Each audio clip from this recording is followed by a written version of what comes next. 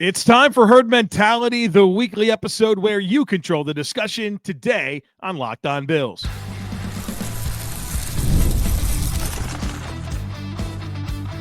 You are Locked On Bills, your daily Buffalo Bills podcast. Part of the Locked On Podcast Network, your team every day. What's up, Bills Mafia? It's Joe Marino, author of the Herd Mentality Substack, co-host of the Locked On NFL Scouting Podcast, co-host of the NFL First Reid podcast, and I'm your host of Locked On Bills.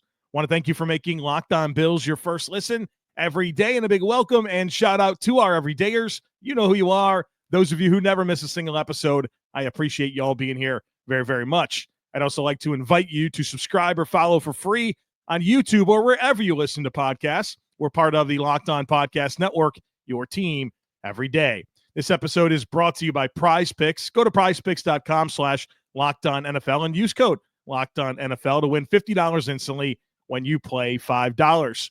Well, folks, welcome in. Lots of good stuff here queued up for this Herd Mentality episode. Let's get into it. First one comes from James, who says, can you please discuss on Herd Mentality James Cook only running 4 times in the first half and not being on the field in the last Bills offensive series?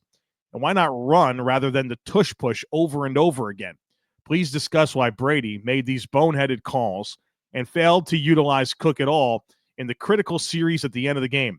Pass packages call for Ty Johnson, then Brady creates some pass packages where the explosive Cook is in there.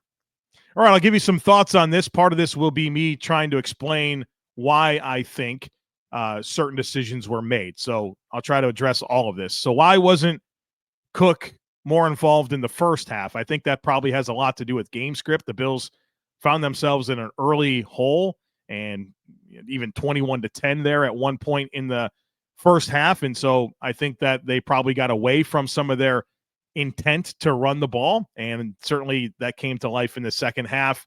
And I agree that I would have liked to have seen more James Cook earlier in the game. But I do think the game script probably influenced that quite a bit. And I think when you start to find yourself getting behind to a team like Kansas City, you don't want it to get away from you. And the Bills probably thought their best chance to make sure they were staying in the game was to lean into Josh Allen as a catalyst for the offense. So I think that would be the explanation for the first half. As for that end of game sequence, well, James Cook really hasn't been the closer for this team all season long. That's not a role that he's filled. And when you go back to that 6-play drive that ended on the 4th and 5, they did run the ball on first down. It was a -1 yard run. The Bills tried to run an outside kind of a toss to the right, and the defensive tackle shot the gap and was able to tackle Ty Johnson in the backfield. I would like to say that Ty Johnson is not a slug. He's actually very explosive as well. In fact, I think his 40-yard dash time was right there, if not better than James Cook. So it's not like the Bills put in, a plodding running back that doesn't have any explosive elements. Ty Johnson certainly has that and has certainly made some huge plays for this team as well. And the reality is Ty Johnson is the best pass blocking back on this team. And against a blitz aggressive front like Kansas City, you got to have that guy on the field. And I hear you that, well, create some packages for Cook. Well, the important thing is being in the right play. All right. And you got to be in the right play. And that's a big part of what Josh Allen has to do is get up to the line and make sure that you're in the right play. And a lot of that is predicated on your running back and what they can do in pass pro to help counter the blitz scheme or whatnot. And so that's why you would want your best pass blocking back on the field. And James Cook was on the field for one of those plays there at the end. And what did Kansas City do? They blitzed and James Cook got ran over, and Josh Allen wasn't able to have the time necessary to get the ball to a wide open Curtis Samuel. So that's kind of the pitfall of James Cook is he struggles mightily in pass pro, really can't be trusted, and it hurts the offense. And so that's why he's not on the field in that particular situation. So I hear you. I mean, I would love to have James Cook, and I think it's easy to kind of look back on this game and want more. I agree with you. They also kind of just stuck to what got them there, which was exactly the roles that the running backs played in the game. You know, James Cook's a great player. He had a great season. Really excited about him. but he's been a 45% of the snap player. He's not an 80% of the snaps back. That's just not who he's been for this team. And they've done such a good job of working in those three backs. It's been, I would call masterful how they've worked in those three backs. And so, it's like, all right, now we have this one particular situation where you can look back and want something different, but it's also not the recipe that got them there. As for the tush pushes, I mean, it's 20 for 21. It's 20 for 21 on the season. Kansas City's given up 32 consecutive quarterback sneaks. The Bills wind up going 2 for 5. And one of them, we all disagree on the spot, okay? So, all right, well, did they really go 3 for 5? The other one was a play that I absolutely disagreed with. It was the 2-point conversion where the Bills only had to go 1 yard. I don't think a tush push is a good play for a full yard. I think it has to be less than a yard. And so I think that was the situation there. And I think also whenever they do tush pushes, it has to be Mac Hollins or Reggie Gilliam as the pusher. Those are the best guys that do it. And so I think they got away from some of that. And I think you could certainly look and say, yeah, you needed to have some different things in the bag. But maybe it wasn't quite as unsuccessful as we think if we disagree with the snap and then, well, maybe it was not the right call for the full yard. So I'm not trying to sound defensive of what the Bills did. I'm trying to kind of explain. And I think those would be the reasons why it played out the way that it did, and why I guess a lot of people are looking back at this game and wishing that James Cook had a bigger role. I mean, if you go back to that last drive, it was 3:33 when they started, but after the -1 play and then Josh Allen on 2nd and 11 scrambling, you got down to like 2:22 and had a lot of field left to go. And they probably felt the urgency of kind of being in 2-minute mode and throwing the football, and probably wanted to go down, making sure that Josh Allen was the offensive catalyst in the most critical moment of not just the game, but of the season. Sean says, my thoughts in the game and even afterwards lands me at an immense appreciation for Andy Reid, but realization that he is currently in a class of his own. The degree of difficulty it took for the Bills to score touchdowns or even convert 3rd and 4th downs looked nothing like the ease Mahomes was operating in. The Cook touchdown on 4th down, or the one-handed Mac Hollins grab and high degree of difficulty plays. Every 3rd down or touchdown the Chiefs had, it seemed like people were schemed wide open, had the perfect rub route, or they picked apart an easy matchup with no help from another player. Can you comment on the multiplicity and ease Kansas City's offense operates in big moments and how the Bills can be less predictable in big moments? To me, it feels like the moment was too big for Brady and the offensive game plan, despite the heroics from Josh Allen, that kept us in the game. Yeah, this is the best coaching staff in the league. They're terrific. And I would say that Andy Reid and Steve Spagnuolo, the offensive play caller, the defensive play caller, have a case to arguably be the best ever at what they do. So I don't really find myself super surprised when the Bills get outcoached by them. And it's not just the Bills. They outcoach and beat everybody. And despite that, and despite feeling like the Bills didn't play their best, and despite watching the game and feeling like things were a lot easier for Kansas City, it took them to the brink. They took them to the brink 3 times in a row. Overtime loss and 2 3-point losses. You had the ball in your hands at the end of those games with a chance to win. It's going to be very difficult to outcoach literally the best, especially when they always have this big rest advantage. 24 days between clinching the 1 seed and playing in the divisional round, to rest, to heal, to self-scout, to advanced scout. So now you're giving the best more time. Tough recipe to overcome. And so, yeah, I don't find myself surprised whenever they have the upper hand in a coaching matchup, because they're the best at it. And the team that is the biggest threat to Kansas City is Buffalo. I think sometimes we can be so boxed in on this Bills stuff. It's like, yeah, the Bills have a Chiefs problem just like 30 other teams do. And the Bills have certainly been the team that's given them hell, and unfortunately can't quite get past them. But it's not a chasm. It's not monumental. Despite everything we just said, the Bills have been extremely close. Keep knocking on the door and rally and hope it can go your way. And the Bills have been in positions to make the plays to win the games. And I wish it would be easier for them. I wish that they did have better game plans, and I wish it did look easier for Buffalo. I'm with you. I'm with you on that. But it's hard to beat those guys. They certainly make it really, really tough. It's a great operation, and certainly potentially the greatest run we've ever seen from a team in the NFL. And so hopefully the Bills can figure it out. All right, tons more to get to, folks. Be sure to stick with me. As a small business owner, your work doesn't end when the clock hits 5. Your business is always on your mind, which means when it's time to hire, you need a partner that works just as hard as you do. That's where LinkedIn Jobs comes in. When you clock out, LinkedIn clocks in. LinkedIn makes it easy to post your job for free, share it with your network, and get qualified candidates all in one place. You can post your job, and LinkedIn has a new feature that can help you write job descriptions and then quickly get your job in front of the right people with deep candidate insights. And here's a pro tip for you. Add the hiring frame to your profile picture to double your reach to find those qualified candidates. There's no wonder that 72% of small businesses say that LinkedIn helps them find high-quality hires. So post your job for free at linkedin.com/LockedOnNFL. That's linkedin.com/LockedOnNFL to post your job for free. Terms and conditions apply. All right, the next one today comes from Mike, who says, we can talk about what positions to focus on in the draft and free agency, but I think the bigger issue is they have to figure out how they want to play defense. They have been a nickel team for years because Taron Johnson is a stud who is a great slot cover corner and also plays the run like a linebacker despite weighing 190 pounds.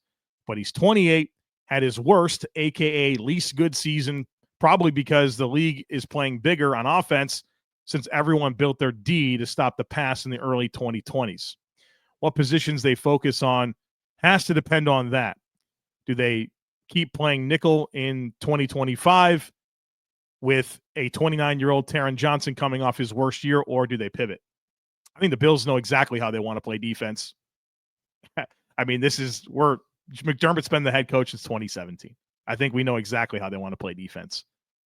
And I wouldn't say that their issues are nickel versus not nickel. I think they need a better front.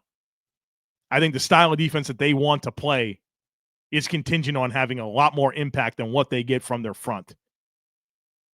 And on top of that, I think they need better ideas in the playoffs against Kansas City. Taron probably did have his worst, or I like the way you phrased it, least good season.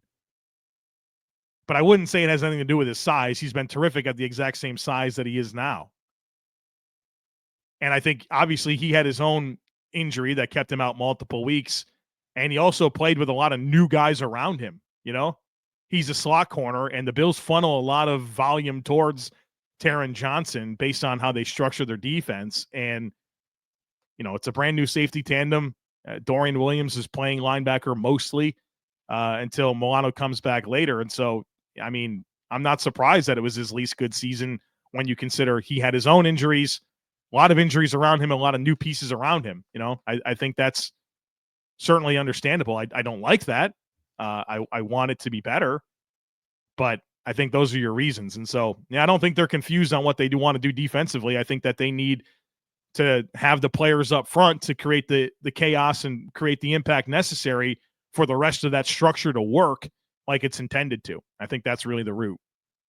Corey says, I have a herd mentality question for you. If you could ask Brandon Beane or Sean McDermott any question at their presser on Thursday, what would you ask them and why? So Sean McDermott, Brandon Beane meeting with the media on Thursday. It's Beane at 11, McDermott at 2. This is what I would ask. For Sean McDermott, I would ask about Keon Coleman. And I tried to probe there a little bit and see what I can get him to say. Usually he's pretty honest at the end of the season about players, and particularly young players. And I would just want to get his vibe on how he would assess the rookie season. You know, you think about the momentum that he had, suspension, right, in that Jacksonville game. Seems like he was finding his stride.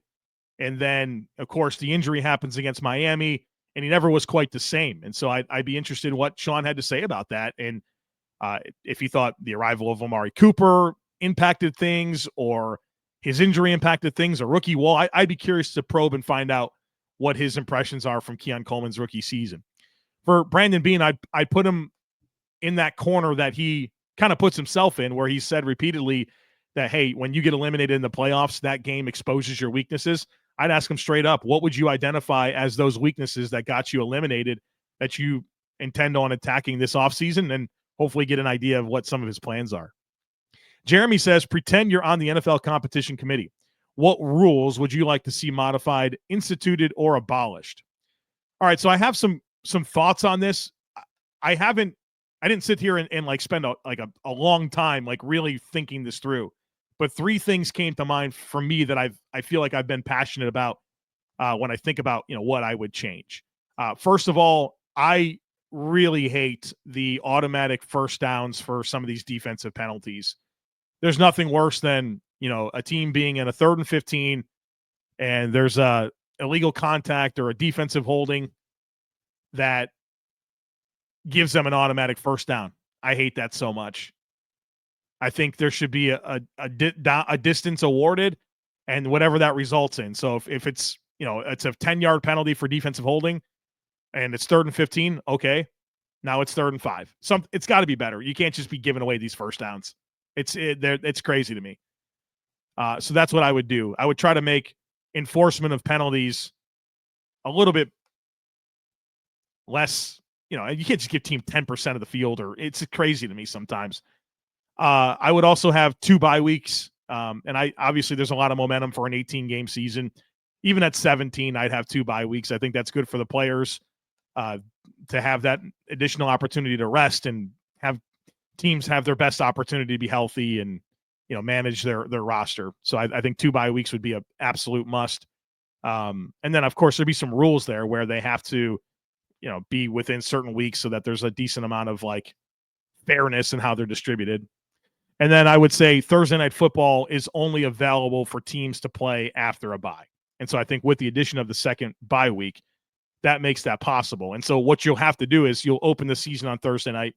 Then you won't have a Thursday night game in weeks 2, 3, and 4, but then you get it cranked back up again. And then you certainly work that in with the structure that I just talked about. I think it's very difficult to ask these teams, these players, to play on Sunday and then again on Thursday, especially on the road. That's just a ridiculous situation. So I'd make it only available after a bye. And certainly I certainly am very interested in the laser technology or chipping the ball or something for spots. I'm in on those types of things. I'd love to see replay fixed.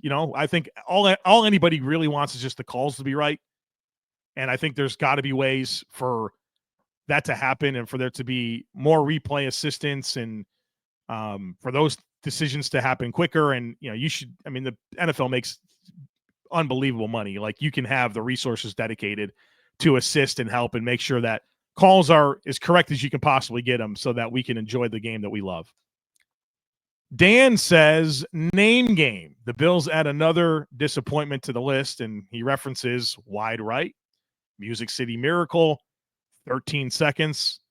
He says, I know the Bills need to shoulder much of the blame for this game, but can we start referring to this game as the refs? I would call it, this is the nickname that I would come up with. I would call it drop and spot, because I think those are your 2 controversial things. The Dalton Kincaid drop and then the spot on 4th and 1. So we'll call it drop and spot. I don't know. Maybe that'll stick. Maybe it won't. Whatever. It's the latest playoff loss to the Chiefs. Grant says, thanks for helping us all through the emotions of another playoff defeat.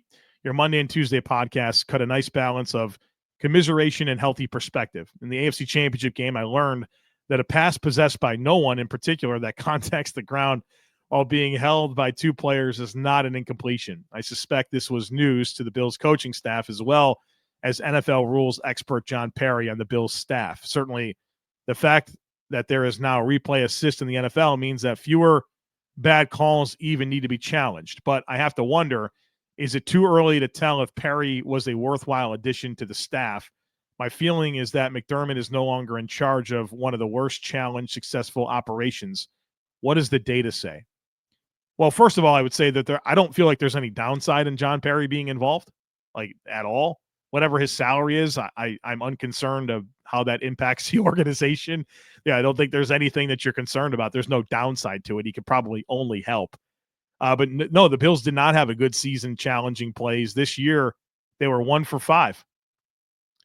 And that was his worst year since 2018 when he went 0 for 6. So here's Sean McDermott's challenge record by season. 2017, 1 for 4. 2018, 0 for 6. 2019, 2 for 5. 2020, 2 for 5. 2021, 1 for 3. 2022, 1 for 4. 2023, 3 for 6. That was his best year. And then this year, 1 for 5. And I don't know where he ranks amongst all of the head coaches. Entering this season, the only one worse was Mike McDaniel. And Mike McDaniel went 1 for 6 this year. And he's 4 for 19 for his career. So I don't think you could, obviously the data doesn't tell you that the Bills all of a sudden got challenges more correct, but I also don't look at the arrival of John Perry and find any downside to it at all. Duff says, for the Super Bowl, are you rooting for the Eagles just so the Chiefs don't win or Chiefs win by 30 so the Bills can be the only team that had a chance to beat the champs? I'll be honest with you, I don't find myself super passionate about preferring the Chiefs or the Eagles to win. I have some friends that are Eagles fans, so I guess I'd be happy for them if they won. For the Bills and like their narratives, it's probably better if the Chiefs win, where you can sit here and reflect on the Bills not having any trophies to show for how good of a team they've been and say, well, all right, well, there's your problem. You got a team that has won four out of the last 6 Super Bowls or whatever the heck it's going to wind up being. So I guess I'm sure a lot of people feel strongly about it. I don't. I can talk myself into either side of it. And again, I just don't feel super passionate about it. Okay, coming up on the other side of it, we got more to get into, including some news and roster moves that the Bills have already made that I want to quickly reflect on. Folks, be sure to stick with me. Attending sporting events is an unforgettable experience that brings people together. Every time I'm at a game, the excitement, the energy of the game, the fans, it makes for an unforgettable experience. Gametime has a feature now that you can check out called Gametime Picks that makes getting tickets for events even easier. It filters out the fluff to show you only incredible deals on great seats so you don't have to waste time searching through thousands of tickets. I definitely am excited about attending some Bills games next year. They have some road games near me in Charlotte, in Atlanta, so I'll definitely be using Gametime to get tickets. I actually recently used Gametime Picks to find tickets for an upcoming concert. Browsing through the deals was simple, and I found great value for all kinds of seats around the venue, and the super deal was especially impressive, offering the best value for the event. The app's features like seat views before you buy and all-in pricing with no surprise fees at checkout made the experience smooth and reliable. Plus, the on-time ticket delivery and lowest price guarantee gave me peace of mind. So take the guesswork out of buying tickets with Gametime. Download the Gametime app, create an account, and use code LOCKEDONNFL for $20 off your first purchase. Terms apply. Again, create an account and redeem code LOCKEDONNFL for $20 off. Download Gametime today. Last-minute tickets, lowest price, guaranteed. All right, let's keep it moving here. Jeff says, let's discuss creative plays. Seems the Bills got burned by at least one, maybe 2 fake punts on defense, but the Bills don't do that at all. I've watched the Steelers for years and always loved their creative plays. Detroit this year did some unique plays. The one time this year, can't recall what game it was, when we tossed it back to Allen and he got crushed. You'll remember that, but seemed like that stopped any creativity in its tracks. We needed a trick play on the last play on 4th down and 5. You knew the blitz was coming, and we had nothing in the bag. Do you agree or not? Wish we had a few in the playbook. Thoughts? Yeah, I'm not a big trick play guy. I'm really not. They don't excite me at all. Not when Josh Allen is your quarterback. Josh Allen is the trick play. And what he can do, I just want him to play football. I don't need all the razzle-dazzle. It's very unnecessary to me, and I especially wouldn't like a trick play on 4th and 5 with the game on the line. I'd like the Bills to slide the protection the right way. I'd like for Dalton Kincaid to catch a football, but I don't need a trick play in that situation. You got one last year in the Bills' loss to the Chiefs. They ran a fake punt running the ball to DeMar Hamlin. That was awesome, right? And you mentioned the one against the Ravens where Josh Allen got clobbered and really kind of took any possible momentum away. So I'll just have Josh Allen run regular plays. Josh Allen's the only person on the team I want throwing the football. And when you have Josh Allen as your quarterback, and the mobility that he has, you're going to have a lot of attention on him already. you're never really going to get great looks for running trick plays when you're trying to like spread the ball around and do multiple passes or whatever. Like, eyes are going to be on Josh Allen. You're really not going to catch anybody off guard. So I'm cool with running your regular stuff. The Bills scored the most points that they ever have in the history of the organization this year. Yeah, I'm fine. You could leave the trick plays behind. They don't excite me at all. John says it is richly ironic that the Bills lost because of Patrick Mahomes and Xavier Worthy. Well, I would say there's other reasons, but that's true. Both players the Bills allowed the Chiefs to get based on draft day trades with them. Also, Keon was supposed to be the contested pass catcher, and he looked awful against Kansas City. Well, he looked awful a lot more than just against Kansas City. While Worthy had the most significant contested catch of the day and provided a vertical threat. Debatable if that was a catch. Thoughts on if the Bills were correct about Mahomes, Worthy, and Coleman. Also, has Matthew Smiley been fired yet? Well, I mean, obviously he's not been fired. There's not been a headline there, so we've yet to find out anything about Matthew Smiley's future. All right, so I think this Patrick Mahomes, the Bills passing on him is a very tired conversation. This was back in 2017. Obviously, the Bills didn't feel like they were ready to draft a quarterback. It was year one of Sean McDermott. They didn't even have Brandon Beane at the time. And this was the 10th pick in the draft, the 10th pick. If it was widely understood that Patrick Mahomes was going to be the player that he's become, he's going to be the number one pick. And there's not a trade package in that you could muster up that would get a team to trade away from him. So he's a 10th pick in the draft. Players that went before him, Myles Garrett, Mitch Trubisky, Solomon Thomas, Leonard Fournette, Corey Davis, Jamal Adams, Mike Williams, Christian McCaffrey, and John Ross. Those players were drafted before Patrick Mahomes. So let's not act like this was this obvious thing. And the Bills said, you know what? We don't want to have the best quarterback of all time. You know, we don't want that. I mean, 10 other teams also said, you know what? I'm not sure on this guy. We'll go with these other players. So yeah, obviously looking back in hindsight, it's absolutely a mistake. But let's not act like this was an obvious situation. As for Xavier Worthy, I mean, he had an impact in the game for sure, right? And we'll see how it evolves. I mean, he's explosive and he's in a offense that is very good at creating space, and he can do some things that are difficult to defend. But I'm not ready to sit here and anoint him as the next Deshaun Jackson or something like that. Let's let it play out. Keon Coleman, yeah, I think there's a lot to learn there. There's a lot that he's got to improve upon. I told you at the time what I thought of Keon Coleman as a prospect. And I certainly had a lot of other players graded higher than Keon Coleman. It wouldn't have been the player I drafted. So yeah, the Bills got to make that work. They got to prove that they were right about that. And I don't think we've learned enough about either player to know. But I would say as of right now, it certainly looks like the wrong decision. So I guess this is going to be a conversation that's just going to always exist, huh? Okay. All right, so some news came through. The Bills continued to sign reserve future contracts. I talked about some of them earlier in the week, but add wide receivers Tyrell Shavers and Jalen Virgil to the list, in addition to Zach Davidson. All those players were part of the mix this year. They will be in the mix next year. So when the 2025 season gets going, they'll be on the 90-man roster, have a chance to make the 53. If not, potentially back on the practice squad. So those are all intriguing players, and I'm happy to see sticking around and being part of that 90-man mix. The Bills also signed quarterback Shane Buechele to a one-year contract.